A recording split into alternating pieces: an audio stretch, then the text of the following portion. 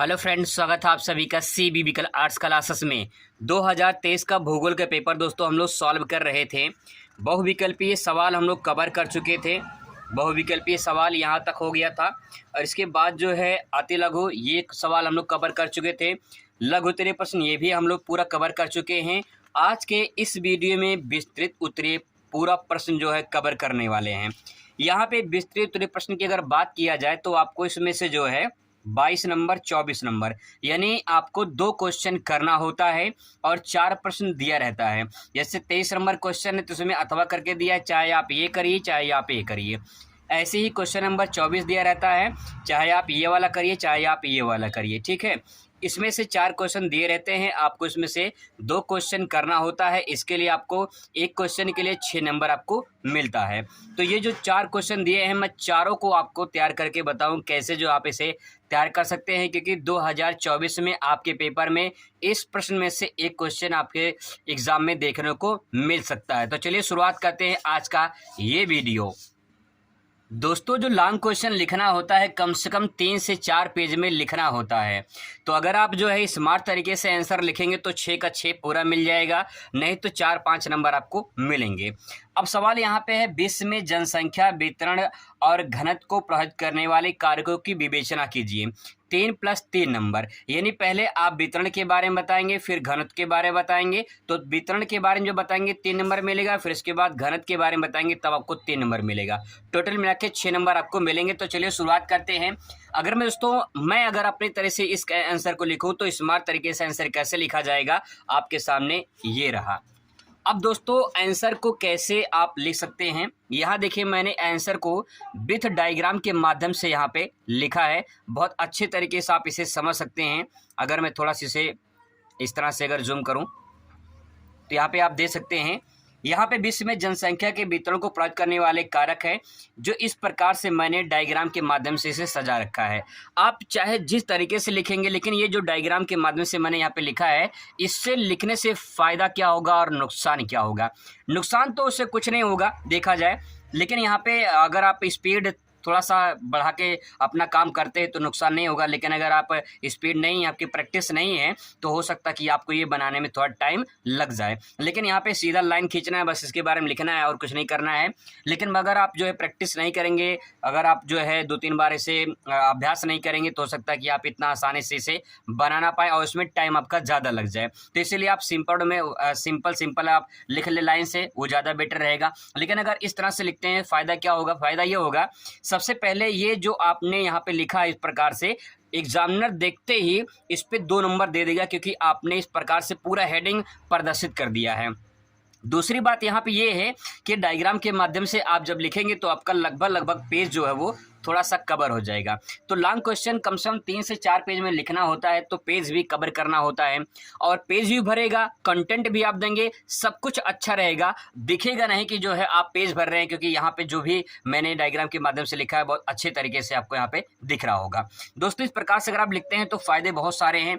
अब यहाँ पे लिखने के बाद इसकी एक-एक करके व्याख्या करना है। विश्व में जनसंख्या वितरण को प्रभावित करने वाले कारक। लेकिन मैंने एक काम और किया है जो आप यहाँ पे दे सकते हैं, मैंने यहाँ पे डायग्राम भी बना रखा है और दोस्तों डायग्राम के साथ साथ मैंने यहाँ पे संसार का मैप भी बना रखा है यहाँ पे। अब यहाँ पे देखिए, जो यहाँ पे कुछ देश हैं, जैसे आप यहाँ पे दे सकते हैं विश्व के सर्वाधिक जनसंख्या वाले देश। तो विश्व में सर्वाधिक जनसंख्या वाले देश कौन कौन से? जैसे भारत हो गया, चीन, भारत, पाकिस्तान, रूस, इंडोनेशिया, नाइजीरिया, ब्राज़ील, यूएसए, ये कुछ देश हैं जिसमें जो विश्व में सर्वाधिक जनसंख्या वाले देश हैं। तो यहाँ पे जनसंख्या सबसे ज़्यादा क्यों प्रभावित होती है, इसके बारे में इस प्रकार से अगर डायग्राम जो है आप इस तरह से मैप बना देते हैं तो आपको बहुत अच्छा खासा नंबर मिल जाता है। अब दोस्तों हेडिंग की व्याख्या करनी है, तो चलिए शुरुआत करते हैं। सिंपल वर्ड में आपको आसानी से समझाने की कोशिश करूंगा। जल की उपलब्धता। सवाल आप समझ लीजिए कि विश्व में जनसंख्या वितरण को प्रभावित करने वाले कारक, यानी विश्व की बात हो रही है, इसलिए मैंने विश्व का मैप आपको दिखा दिया है। और जनसंख्या वितरण मतलब कि ऐसे कुछ देश हैं जहाँ पे जनसंख्या सर्वाधिक निवास करती है और ऐसे कुछ देश है जहाँ जनसंख्या कम निवास करती है। तो इसके पीछे रीजन क्या है, उसके प्रभावित करने वाले कारक कौन कौन से हैं, यानी कारण कौन कौन से, वही आपको बताना है।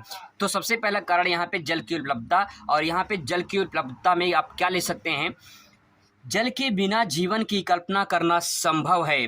प्राचीन में मानव सभ्यता के बसाव नदियों के किनारे होता था ताकि उन्हें जल उपलब्ध हो सके। अगर आप सभ्यता यानी जो मानव सभ्यता है, आप इतिहास पलट के देखोगे तो आपको यही दिखाई देगा, जितने सारी सभ्यता हैं, जैसे सिंधु घाटी सभ्यता है, हड़प्पा सभ्यता या फिर सिंधु घाटी सभ्यता, या फिर जो है मिस्र की सभ्यता या मेसोपोटामिया की सभ्यता, ये जो सभ्यताएं हैं कहीं न कहीं आपको नदियों के किनारे ही देखने को मिलेंगे, क्योंकि जल सबसे मुख्य होता है जीवन के लिए, और जहाँ पे जल आसानी से उपलब्ध हो जाए मानव जीवन वहीं बसना शुरू कर देता था। तो इसीलिए जो मानव सभ्यता है वो सबसे पहले नदियों के किनारे बसा था, क्योंकि वहाँ जल की उपलब्धता थी।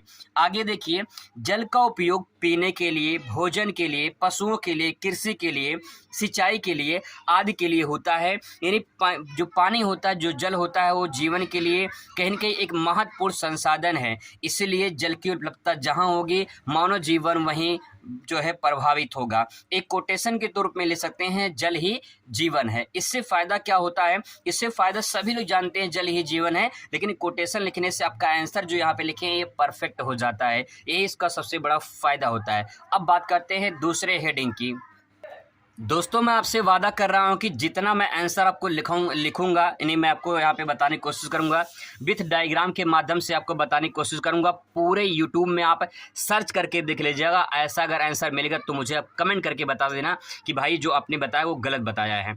सबसे पहले दोस्तों यहाँ पे जो आंसर मैं लिखूंगा, यानी जो मैंने यहाँ पे लिखा है, बहुत अच्छे तरीके से कई सारी किताबों को मिलाकर कंटेंट मैंने यहाँ पे प्रोवाइड करा रहा हूँ आपको, तो बहुत अच्छे तरीके से आप समझ सकते हैं। यहाँ पे देखिए, भू आकृति, भू का मतलब पृथ्वी, आकृति का मतलब पृथ्वी पर जो विभिन्न प्रकार की आकृतियां हैं, जैसे कि मैदान है, कहीं पठार है, कहीं पहाड़ है, कहीं घाटी है, कहीं पर्वत, कहीं गर्त है। गर्त मतलब गड्ढे।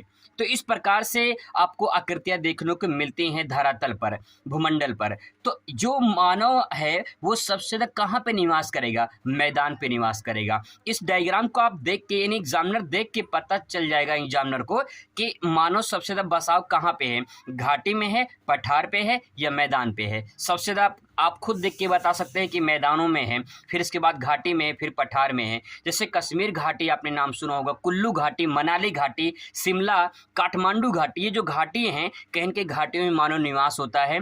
लेकिन मानव सबसे ज़्यादा निवास कहाँ पे होता है? मैदानों में, क्योंकि मैदानों में मूलभूत जो आवश्यकताएं हैं वो आसानी से प्राप्त हो जाती हैं। इस डायग्राम देख के ही आंसर पूरा परफेक्ट बन जाता है, लिखने की ज़रूरत ही नहीं पड़ती। लेकिन यहाँ पे अगर कुछ आप लिख देते हैं तो कुछ आपको आंसर ज़रूर जो है परफेक्ट बन जाता है।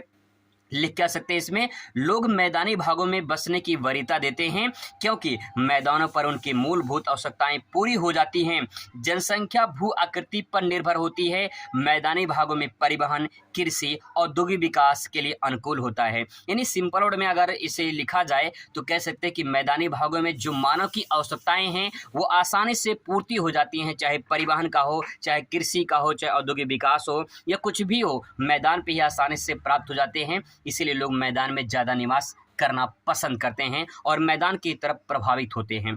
अगला दोस्तों यहाँ पे है जलवायु। जलवायु को भी मैं आपको अच्छे तरीके से विथ डायग्राम के माध्यम से समझाने की कोशिश करूंगा ताकि आपको आसानी से समझ में आ जाए। जलवायु क्या होता है? देखिए, जल और वायु दो शब्द यहाँ पे है, जल और वायु। अति उष्ण अथवा ठंडे प्रदेशों में विषम जलवायु मानव को प्रभावित करती है। क्या आप जहाँ ठंड पड़ती है क्या आप वहाँ रहना पसंद करेंगे? आपका जवाब होगा नहीं। क्या जहाँ ज़्यादा गर्मी पड़ती है वहाँ रहना पसंद करेंगे? आपका जवाब हो सकता है नहीं। लेकिन जहाँ पे सामान्य जलवायु यानी शीतोष्ण टाइप को, थोड़ा गर्मी थोड़ा ठंडी, थोड़ा गर्मी थोड़ा ठंडी, तो आप वहाँ रहना पसंद करेंगे। यानी इस डायग्राम को देखिए, जहाँ पे शीत प्रदेश होता है वहाँ पे जनसंख्या कम होती है, जहाँ उष्ण होता है वहाँ कम होती है। लेकिन जहाँ शीतोष्ण कटिबंध होते हैं, जहाँ ठंडी गर्मी दोनों होता है, वहाँ पे जनसंख्या ज़्यादा प्रभावित होती है। तो आप इस आंसर को आप परफेक्ट बना सकते हैं इस डायग्राम के माध्यम से। आई हो दोस्तों आपको समझ भी आ रहा होगा। अगला टॉपिक यहाँ पे देखिए, मृदा। मृदा यानी मिट्टी। उपजाऊ मिट्टी कृषि के लिए उपयोगी होती है, मानव जीवन के लिए भी उपयोगी होती है। ठीक है, मानव जीवन के लिए भी क्या होता है? उपयोगी होते हैं। तो कहीं न कहीं जो है मानव जीवन के लिए उपयोगी होते हैं और जो है कृषि के लिए भी उपयोगी होते हैं। अब यहाँ पे एक चीज़ देख सकते हैं कि जो उपजाऊ मिट्टी है ये कृषि के लिए उपयोगी है, कृषि मानव जीवन के लिए उपयोगी है। तो जहाँ पे मिट्टी अच्छी होगी वहाँ पे कृषि अच्छी होगी, और जहाँ पे कृषि अच्छी होगी मानव जीवन वहाँ प्रभावित होगा। ये डायग्राम के माध्यम से आप समझ सकते हैं आसानी से कि जहाँ मिट्टी अच्छी होगी वहाँ कृषि अच्छी होगी, और जहाँ कृषि अच्छी होगी वहाँ मानव जीवन जरूर प्रभावित होगा। इस बात को आप आसानी से समझ सकते हैं। दोस्तों ये जो आंसर मैंने लिखा है आप इसे परफेक्ट तरीके से दे सकते हैं। और अगला पॉइंट देखते हैं। अगला पॉइंट है आर्थिक कारक। आर्थिक कारक में यहाँ पे कुछ ऐसे पॉइंट नोट डाउन मैंने कर रखा है यहाँ पे, जैसे परिवहन। अब परिवहन में देखिए क्या होता है, परिवहन एक ऐसा साधन है जिसमें मानव के कार्य को आसान बनाता है। देखिए परिवहन है किसके लिए, आवागमन के लिए अच्छा होता है, उद्योग के लिए अच्छा होता है, व्यापार के लिए अच्छा होता है। अगर मैं चाहता दोस्तों तो इसको मैं सेंटेंस में ऐसे भी लिख सकता था, लेकिन इस तरह से लिखने से ये आंसर परफेक्ट बन जाता है। इसको बोलते हैं स्मार्ट तरीके से आंसर को लिखना। पूरा नंबर मिलेगा दोस्तों, 100% बता रहा हूं मैं, कोई टीचर काट नहीं सकता है। पूरा नंबर आपको मिलेगा। 6 में 6 नंबर अगर आपको नहीं मिले तो आप कह सकते हैं कि 6 नंबर नहीं मिला है। पूरा ये जो आंसर लिखा है मैंने, ये बहुत मेहनत लगा है इसको आंसर लिखने में, तो आप इसे आसानी से इसे ले सकते हैं। इसका पीडीएफ भी मैं टेलीग्राम पे भेज दूंगा, लिंक उसका डिस्क्रिप्शन में दे दूंगा। आप उसे जो है इसको डाउनलोड करके वहां से पढ़ सकते हैं और आसानी से प्रैक्टिस कर सकते हैं। अगला दोस्तों यहाँ पे देखिए परिवहन की बात होगी। अब बात करते हैं अगला पॉइंट, औद्योगिकीकरण। औद्योगिकीकरण में क्या ले सकते हैं, उद्योग जनसंख्या को प्रभावित करता है। लोग शहर में कमाने क्यों जाते हैं, क्योंकि वहाँ पे उद्योग ज़्यादा होते हैं, वहाँ पे जो है व्यापार ज़्यादा होते हैं, वहाँ पे जो है कंपनियां ज़्यादा होती है, लोग वहाँ पे ज़्यादा प्रभावित होते हैं। तो उद्योग जनसंख्या को प्रभावित करता है, लोगों को रोजगार मिलता है, जिससे लोग उद्योग की तरफ पलायन कर जाते हैं। बहुत सिंपल से वर्ड में मैंने लिखा है, अमेरिका, यूरोपीय देश में, भारत में औद्योगिक क्षेत्रों में मानव बसाव सर्वाधिक देखने को आपको मिलेगा। जिस क्षेत्र में उद्योगों का विकास होता है, जिस क्षेत्र में औद्योगिकीकरण होता है, वहाँ जाहिर सी बात है लोग रोजगार के लिए जनसंख्या प्रभावित करती है। अगला पॉइंट दोस्तों आप देख सकते हैं यहाँ पे, नगरीकरण क्या होता है। हर चीज में डायग्राम मैंने यूज किया है, खुद से मैंने डायग्राम बनाया। आपको किसी किताब में अगर डायग्राम मिल जाएगा तो मुझे बता देना, चाहे जिस किताब उठा के देख लीजिए, चाहे जिस क्वेश्चन बैंक को आप उठा के देख लीजिए, आपको कहीं पे अगर डायग्राम मिल जाएगा तो मुझे बता देना आपको, या किसी यूट्यूब वाले अगर बताया होगा तो मुझे बता देना आपको, किस मैं डायग्राम के माध्यम से जो आपको समझने की कोशिश कर रहा हूँ। इससे आपको आसानी से समझ में आ जाएगा। इसको रट्टा मार नहीं कहते हैं, इसको अंडरस्टैंडिंग कहते हैं। इसको समझ कर कैसे लिखा जाता है, कैसे समझ कर पढ़ा कैसे जाता है, इसको आप लंबे टाइम तक याद कर सकते हैं। इस चीज़ को मैं आपको बताने की कोशिश कर रहा हूँ। वैसे बताने वाले पढ़ाने वाले बहुत सारे हैं, लेकिन अगर आप इसको तरीके से पढ़ना चाहते हैं, लॉन्ग टाइम तक याद करना चाहते हैं, तो आप आसानी से इसको तैयार कर सकते हैं।